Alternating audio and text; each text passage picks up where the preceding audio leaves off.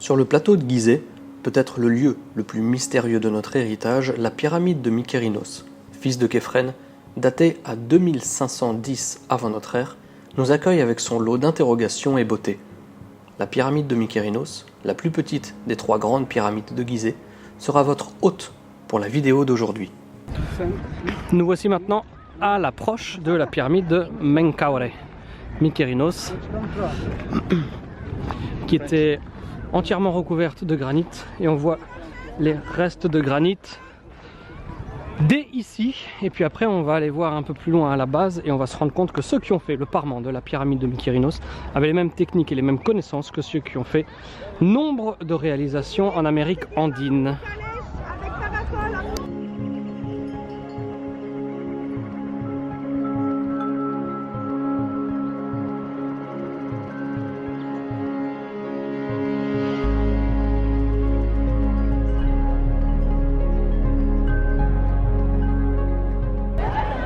Ça, c'est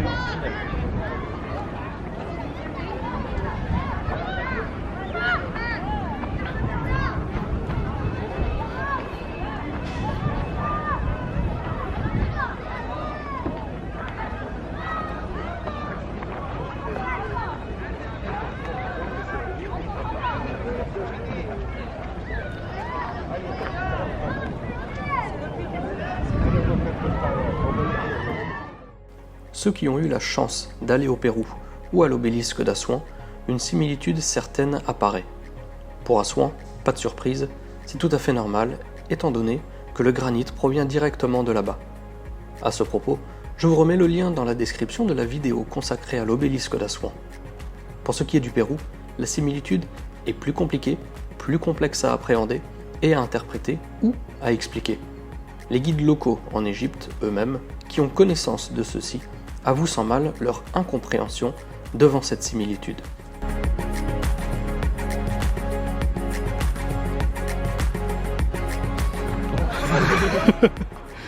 Non mais il disait c'est des marches.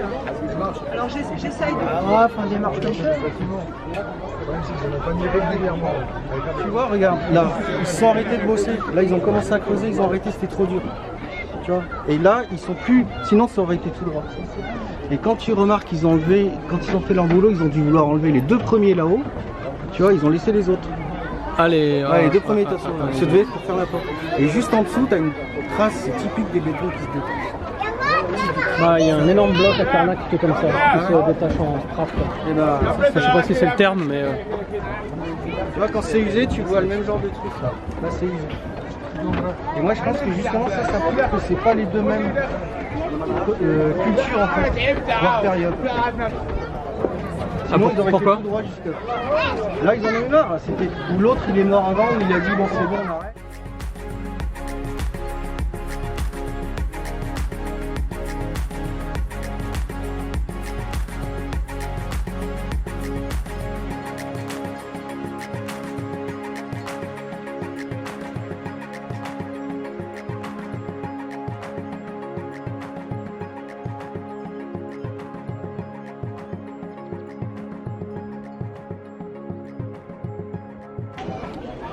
Donc ça invalide le géopolymère, le moulage? Ouais, pour moi c'est pas un géopolymère parce que c'est typique d'une cristallisation à l'intérieur de la chambre magmatique lors de la formation du granit.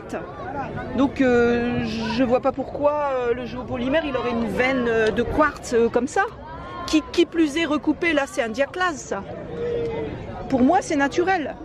Oui. Les enclaves noires, les sortes de trucs ovales noirs, là c'est pareil, c'est des concentrations de minéraux plus ou moins fortes, biotites, tu vois, le mica noir ou bien pyroxène, enfin bref. Ça c'est naturel, donc tu retrouves ça dans les granites partout. Pour moi ça c'est naturel, le géopolymère, pour le granit je suis pas d'accord. Enfin moi je comprends pas. Et après, pour obtenir cette forme, un petit peu bombée, mais parfaite sur les angles, c'est pas la taille qui permet d'expliquer ça. Donc toi c'est géopolymère. Non, je suis pas forcément géopolymère. Ça peut être sur place, tu as le bloc qui est entier, ils l'ont pas taillé, ils le ramollissent sur place éventuellement. Avec, je sais pas, un truc... Donc là on est dans les pierres molles.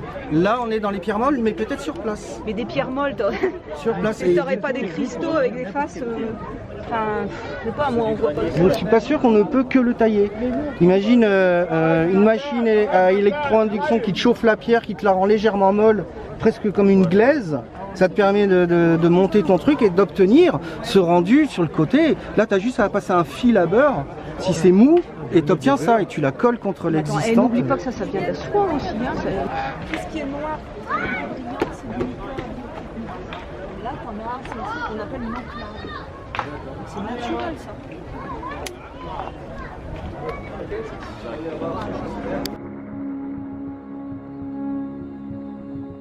Alors que le sommet du parement, toujours intact, de la pyramide de Képhren surplombe la scène avec un regard quelque peu inquisiteur, nous entamons notre marche vers la façade est de la pyramide de Menkaure, présentant elle aussi la base du parement toujours en place, ce parement en granit.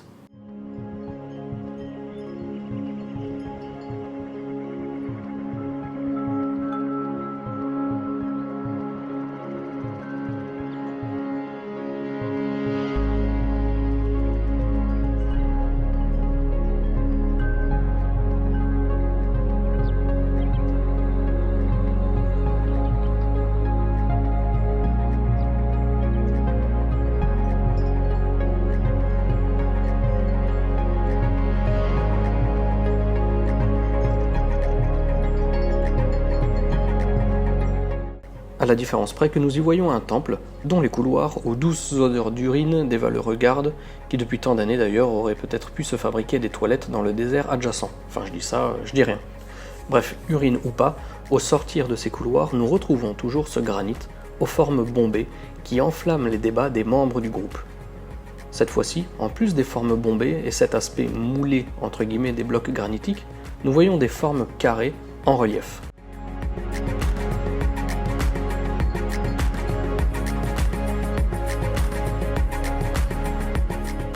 Ces reliefs sont tantôt positifs, tantôt négatifs, mais en tout cas, nous avons là ce que notre architecte avait trouvé in situ dans la carrière d'Assouan.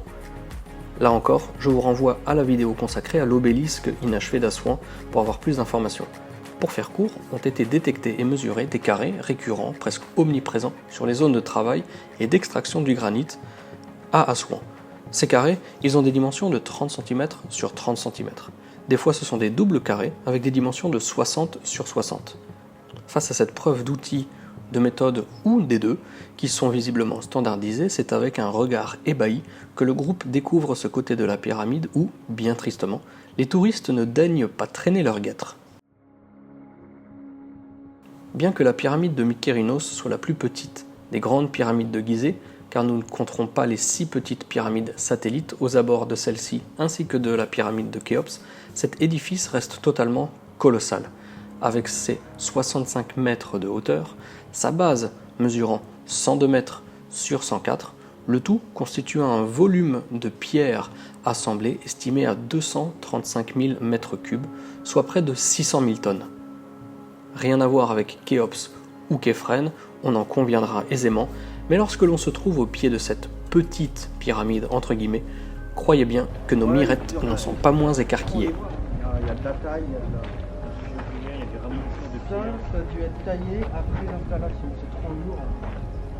Par contre, ils avaient besoin de faire une salle là, donc regarde, ils ont fait un angle. À présent, tout le monde se déplace vers les plus gros blocs de toute la zone. Et lorsque l'on dit toute la zone, c'est pyramides comprises. C'est personnellement l'endroit que je préfère à Gizeh. Nous sommes ici face au gigantisme des bâtisseurs, le tout combiné à l'aspect granitique de la pyramide qui dénote avec ses grandes sœurs. En plus de cela, il est extrêmement rare de voir quiconque se balader par ici. Cela fait de ce lieu une expérience unique, sur un lieu qui l'est tout autant.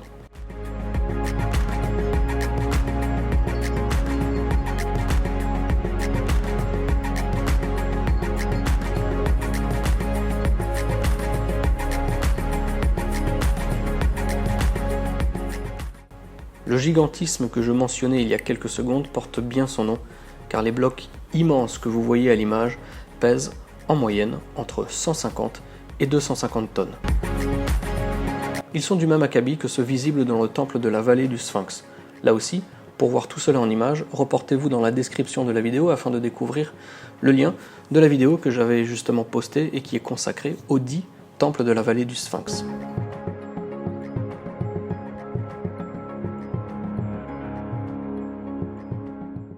Quelques instants plus tard, j'emmène mon groupe vers un petit passage où personne ne va, si ce n'est des amoureux qui se bécotent sur les granites publics, comme en attestent ces graffitis à la craie que les gardes en charge de la sécurité, entre guillemets, et l'entretien du site laissent à poser en paix.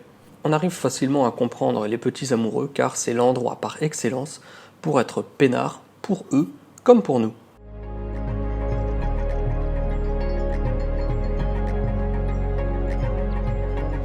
C'est un truc sur place. On n'a pas fait de relevé. On s'adapte sur le moment par rapport à ce qu'on a là sous et la là main. Pour passer en dessous, ben, ils ont taillé un...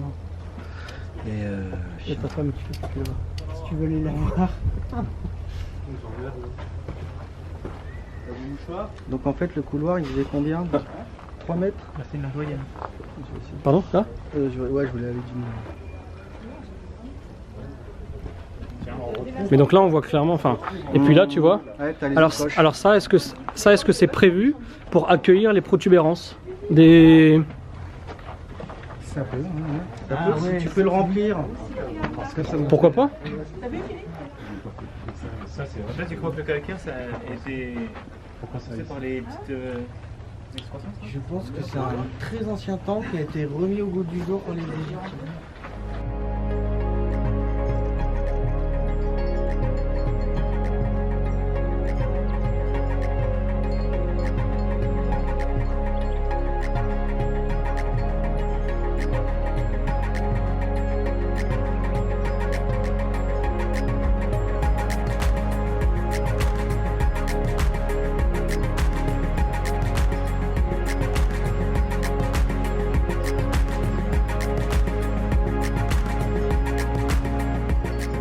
Facilement, c'est ce qu'on a vu là-bas, dois parce qu'en faire, fait on voit ils se 2,5 m. bouffent facilement. Et donc ils ont un peu, tu vois la couche du dessus, ils l'ont un peu creusée de façon à appuyer Khéops dessus, comme ça elle est vraiment sur du dur. Et la tête du sphinx, apparemment, elle est aussi dans la couche qui est dure. Par contre, le corps du sphinx, il est dans la couche qui est molle, enfin qui est plus friable. Hein, Ouais, d'accord, c'est pas mou, hein, le terme c'est friable. Donc, Et- par contre, si c'est du géopolymère, dans ce cas-là, tu prends ce magma, cette pâte, et tu la mets, mais comme c'est une pâte, hop, il va tout de suite se Tout le monde va être réorienter. dans le même Tout le monde va être dans le même sens. Or, il a montré qu'il y a plusieurs blocs dans la pyramide. Qui ne sont pas dans le même sens. Sauf que c'est génial. Certains comme sont dans le déduction, sens. C'est génial, c'est imparable. Sauf que les paléodirections de 3 échantillonnages, c'est pas beaucoup quoi. Ouais. 2 sur Képhren et 1 sur Khéops présentent l'orientation commune nord-sud, ce qui suggère qu'il pourrait avoir été produit in situ par une technique de béton géopolymère. Ça veut dire que le résultat est positif, sauf qu'il a pris que 3 blocs quoi. Mais c'est pas beaucoup. si tu fais pas des branches et que tu prépares ta pâte en bas, quand elle est liquide, quand tu vas la placer, tu vas pas forcément placer un truc liquide, tu attends qu'elle soit à demi-séchage et qu'elle devienne comme de la glaise, tu la montes et là tu la mets pas forcément dans le bon sens. C'est facile de ramener les agrégats et de les faire. Bah ça rejoint ce qu'on peut penser à la pyramide rouge, où sur la 3e chambre, on voit qu'on a des pierres érodées, et on est à peu près au niveau du sol, approximativement, donc on serait dans le réemprunt. Ils ont un truc encore plus vieux, comme tu dis, très vieux. Ouais, mais ils avaient toujours les techniques et ils ont pu faire un truc de fou dessus. Et ici aussi, parce que le réemprunt, on a les... Ah, les pierres ont resté. Bah, ici, on aurait peut-être le site d'origine, ce serait le temple de la vallée. Oui. Et ensuite, ils y ont mis une pyramide granitique, ou alors c'était juste le temple et la pyramide. Ils ont peut-être rajouté dessus tout ce qui est granit ici et en parement. Je te rejoins complètement parce qu'ils ne sont pas mis dans l'axe. Donc la pyramide elle devait être faite après, sinon ils seraient mis dans l'axe. Là on est à la fin. Là on est à la fin. Le milieu de ce temple, il est dans l'axe. Tu prends l'axe de la porte qui est l'entrée du temple, donc c'est le côté le plus sacré. Hein. D'ailleurs la porte ça vient de... Tu portes la charge. Mais il y a d'autres... Enfin il y a peut-être que la porte, c'était de là où on est venu. C'est pas ça l'endroit le plus sacré? Non. Non, parce que là on est à la fin, quand on regarde, on est à la fin droite. D'accord. Et donc l'axe il est plutôt dans la... L'axe il est au milieu. On est bien. Ouais. Donc peut-être qu'ils ont fait ça et la pyramide, et que d'autres ont fait ça Et le parement en granit. Mais il y a clairement plusieurs époques. Ah, plusieurs époques, ça c'est sûr, quoi. Une fois n'est pas coutume, c'est avec le cœur rempli d'émotions et la tête pleine de souvenirs, mais bourré de nouvelles questions qui apparaissent au gré de la visite comme des grenouilles en temps de pluie, que nous repartons en marmonnant des « et si c'était comme ça ?» qui seront aussitôt contrés par des « bah non en fait, parce qu'on voit que… » etc. etc. Bref, un labyrinthe intellectuel sans fin. Et c'est ça qui fait la beauté du plateau de Gizeh. On se demande est-ce que le temple a été construit en premier? Est-ce que la pyramide a été construite en première? En tout cas, ce qui est très intéressant, c'est que l'architecte du groupe me rejoint et déclasse l'aspect contemporain des deux constructions.